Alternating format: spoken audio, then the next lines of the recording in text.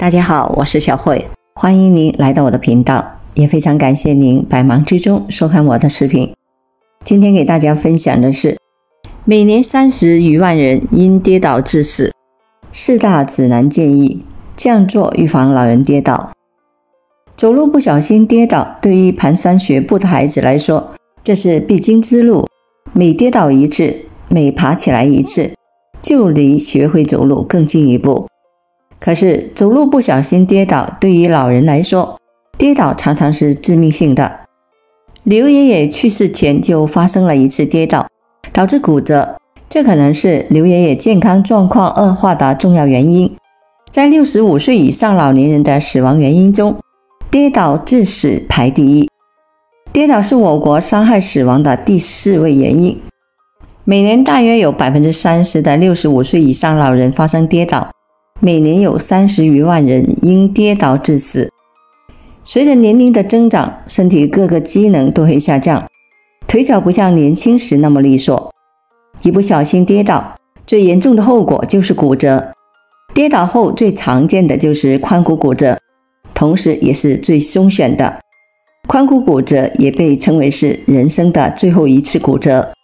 髋部是躯干与腿相连接的部位，可以使你的躯干和腿能向前后及侧面自主运动，也就是我们说的大胯。髋部是一系列集体运动的中心，因而容易潜在劳损。一旦髋部骨折，患者不能翻身，不能活动，吃喝拉撒都在床上，常常会导致4大并发症。1. 肺炎。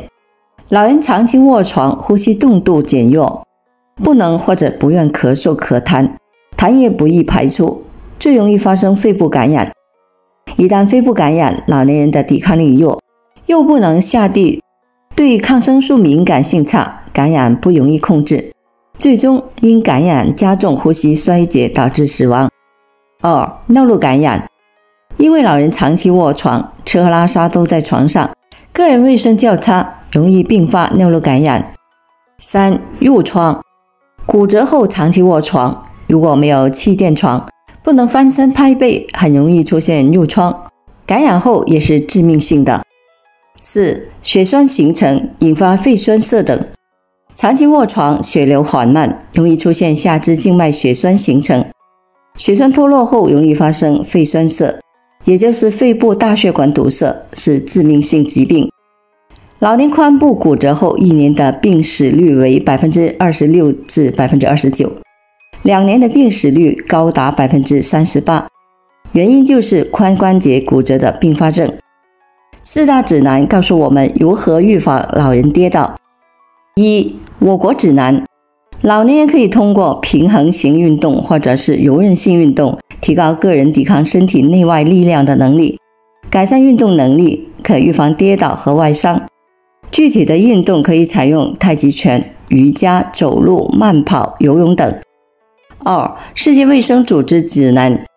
老年人应进行多种形式的身体活动，如平衡功能、力量锻炼和柔韧性。世界卫生组织也建议老人进行平衡训练、力量训练和柔韧度训练。3. 欧洲指南。建议老年人每周至少2天进行力量训练，以改善平衡和协调能力。力量训练需要量力而行，毕竟年龄大了，力量减弱了，不能过度。4. 美国指南。老年人每周身体活动应该做多类型的体育活动，包括平衡训练、有氧运动和肌肉增强活动。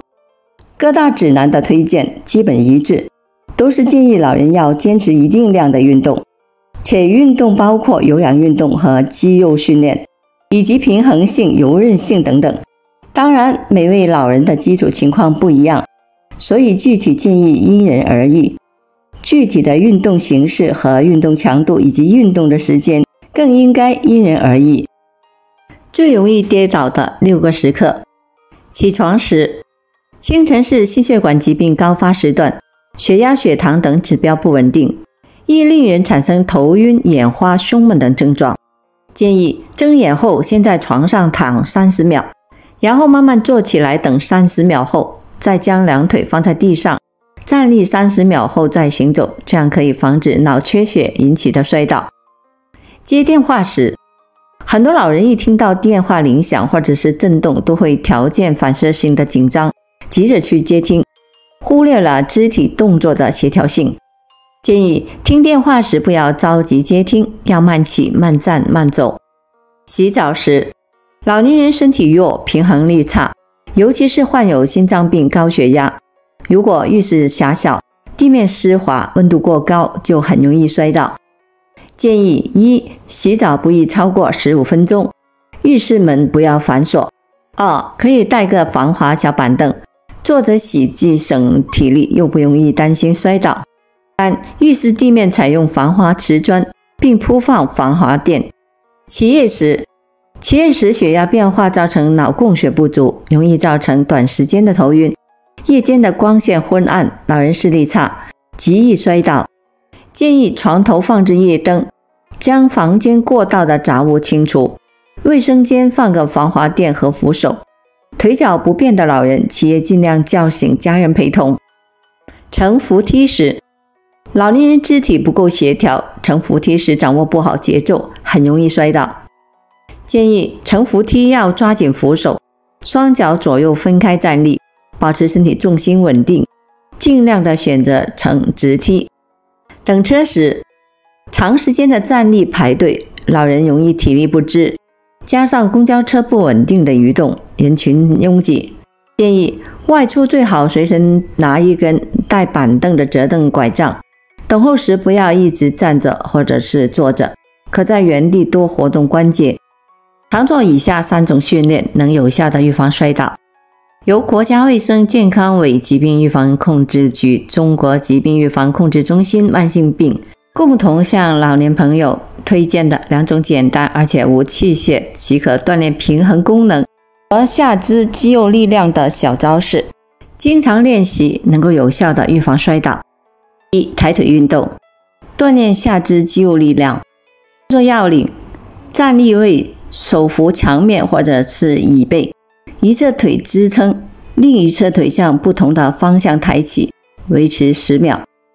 缓慢的放下，换另一条腿，重复相同的动作。向前抬腿，抬起腿，屈膝向前向上抬起，类似踏步动作，尽量使大腿与地面平行，保持10秒，放下。向后抬腿，抬起腿，直膝后抬起，尽量抬高，保持10秒，放下。向外抬腿，抬起腿，直膝向外侧抬起，尽量抬高，保持10秒，放下。左右腿各练习8到10次，完成3个方向的练习为1组，练习3组。这些时间，每个方向练习之间休息1分钟，每组间休息3分钟，每周可以锻炼2到3次。2、平衡训练，在安全的前提下进行单腿站立锻炼。站立位，双脚与肩同宽，调绳调膝，缓慢抬起一侧下肢，尽可能维持站立时间。锻炼时，双上肢可以活动以保持平衡，但不能抓扶固定物或者是他人辅助。一般维持30秒左右，然后换另一侧。每次锻炼10分钟，每天1次。好，选择在家人的陪同下坚持锻炼哦。好了，朋友们，今天所分享的视频内容就到这里了，非常感谢大家的支持和鼓励，我们下期见。